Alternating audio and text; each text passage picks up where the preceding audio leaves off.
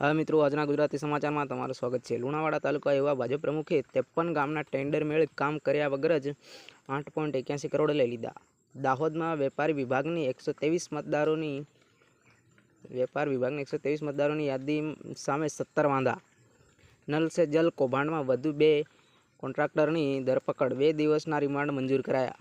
ગોધરામાં આખરે 5 દિવસ જ ગણેશ ઉત્સવની ઉજવણી કરવાનો નિર્ણય લેવાયો। લુણાવાડા કોટેજથી 4 કોસિયા ચોકડી સુધી મુખ્ય માર્ગ પરના 400 દબાણ દૂર કરાયા। દેવગઢ બારિયાનગરમાં એક જ રાતમાં 4 બંધ મકાનોને તાળા તૂટ્યા। શહેરા તાલુકાના 20 ગામોમાં 8074 મીટરો સ્માર્ટ મીટરો ફિટ કરાયા। દાહોદમાં 27.30 લાખ રોડ ટેક્સ બાકી હોવા છતાં વારંવારની નોટિસોને અવગણીને ફરતા 28 વાહનો સીસીટીવીમાં કેદ।